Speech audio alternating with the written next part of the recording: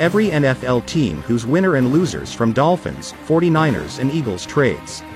As BYU quarterback Zach Wilson carved up his pro day in Provo, Utah, the San Francisco 49ers, Philadelphia Eagles and Miami Dolphins appended the 2021 NFL draft order with a couple of blockbuster trades.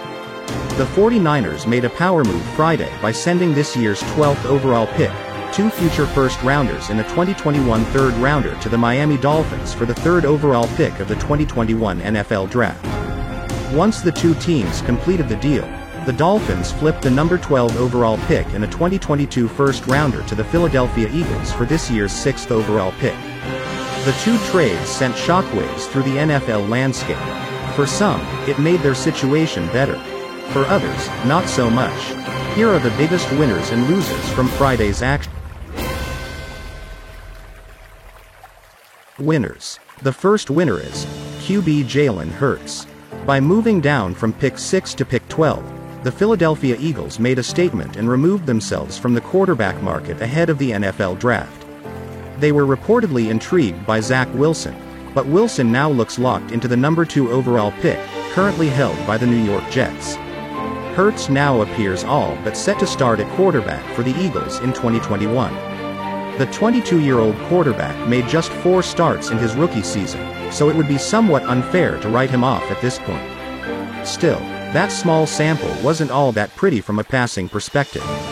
He was far too willing to hold onto the ball, just as he was at Oklahoma, and he paired that with poor ball placement and suspect decision-making.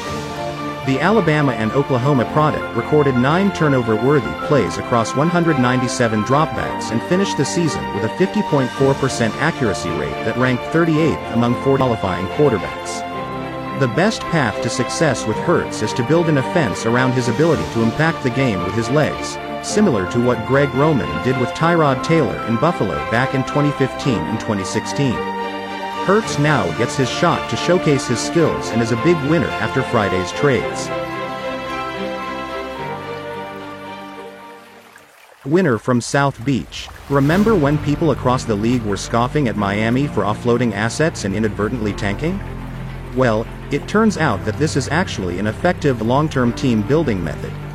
Who would have thought? Miami now holds 5 first-round picks and 4 second-round picks over the next 3 years. They have all of this draft capital and still have one of the NFL's best cornerback tandems as well as a promising young quarterback in Tua Tagovailoa. The opportunity is right there in front of them to keep building a contending team around Tagovailoa. I wouldn't even be surprised if this team emerges with the best roster in the NFL in the next few years. Still, their success hinges on the development of their young quarterback. Tagovailoa still has a lot to prove before we can confidently earmark him as a franchise quarterback. He finished his rookie year with a 63.9 passing grade, well below the marks of fellow first-round quarterbacks Joe Burrow, 74.3, and Justin Herbert, 78.6. The 2025th overall pick struggled to hit shots downfield, producing one of the lowest big-time throw rates in the NFL, 2.1%, while posting the 4th worst passing grade on 10-plus yard throws. If Tagovailoa develops into the franchise quarterback most around the league expect him to be, this franchise is set up for immense long-term success.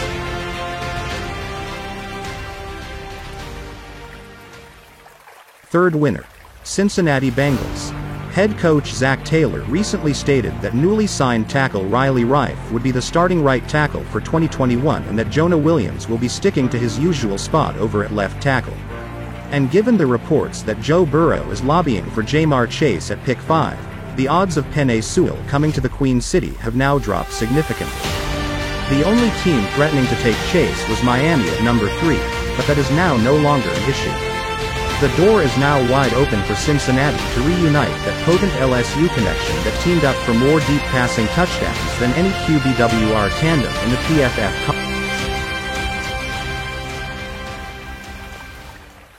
Last winner. Bill Belichick and the New England Patriots. New England just had one of the most questionable free agency periods in recent memory, handing out the second most guaranteed money ever despite having no clear answer at the quarterback position. Cam Newton led the Patriots to the 26th ranked passing offense in terms of expected points added, EPA per play generated in 2020 and didn't come close to providing an adequate downfield passing offense. The best path for New England was to throw in the towel for 2021 in the hope of obtaining QB Spencer Rattler with the 2022 number 1 overall pick, but that ship has now sailed. While the Pats have no path to greatly improve their quarterback situation this offseason, or even in 2022, they can at least move it closer to the league average by acquiring Jimmy Garoppolo from the 49ers. Garoppolo has played just one full season in his NFL career, but that one full year ended with a Super Bowl appearance. The former New England backup earned a 77.3 PFF grade that season, 13th in the NFL. He has also posted an 80.8 PFF grade since joining the 49ers. Newton's passing grade over the last 5 years is over 10 grading points lower than that, and it ranks 29th in the NFL. Jimmy G struggles to see linebackers, has not been durable throughout his NFL career, practically lost the 49ers the Super Bowl last year with his few crucial miscues and has been propped up by Kyle Shanahan's scheme. Those are all fair concerns to hold against the 8th-year quarterback. But while he won't be an elite passer for New England, he can be the ultimate game manager and a far more effective quarterback than Newton. The only question is, can they get Garoppolo to waive his no-trade clause?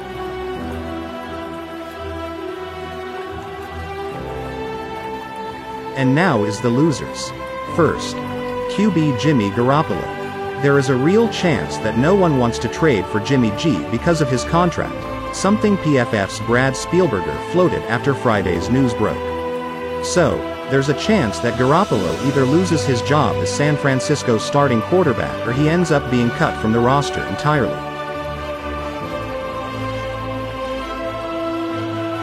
Second, Carolina Panthers and Denver Broncos. These two are grouped into one because they both had the opportunity to trade up with Miami for that number 3 pick. They both lost out on that race. Now, they are probably left with either Mac Jones or Trey Lance.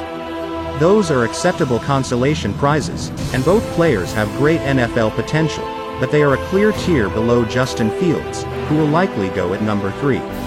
And when you add the unclear situation surrounding Deshaun Watson, I imagine the front offices in Carolina and Denver are increasingly nervous about the idea of Atlanta taking a quarterback with the 4th overall pick. If that's the case, we could witness a bidding war between Carolina and Denver to trade up and ensure they don't miss out. Teddy Bridgewater didn't particularly hit the ground running in Carolina. He produced just a 66.4 passing grade, 28th, and has been one of the worst downfield passers in the league, ranking 5th to last in uncatchable pass rate on passes thrown 10 or more yards downfield. The team simply can't afford another year of Teddy leading the offense. Similarly, Drew Lock has shown why he should not be the long-term answer in Denver. He has appeared in 18 games in his 2-year NFL career and has come away with the league's 3rd worst passing grade over that span, 61.8. No quarterback has thrown a higher rate of uncatchable passes, 28%, on throws beyond the line of scrimmage since 2019. Both of these teams had an opportunity to move up the draft, but now that opportunity is gone. Both teams know they won't survive in 2021 with their current quarterbacks leading the offense, but one of them may not have a choice if Atlanta goes with a passer at number.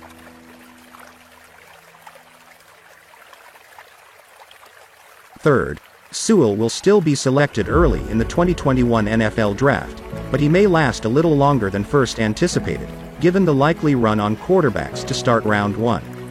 Miami could have gone with Sewell at number 3, but now his best-case scenario is number 5 to Cincinnati, and they seem poised to take wide receiver Ja'Marr Chase.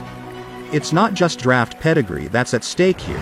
He could lose out on millions of dollars if he falls out of the top 5. Right now, it wouldn't be a surprise if we see quarterbacks go number 1 through number 4, Chase to Cincy at number 5, W.R. Devonta Smith to Miami at number 6 and Detroit going with either W.R. Jalen Waddle or L.B. Micah Parsons. Still, Sewell, who holds the record for the highest single-season PFF grade by a Power 5 offensive lineman, has about as high of a floor as anyone in this draft class. He'll make up that money with his next contract.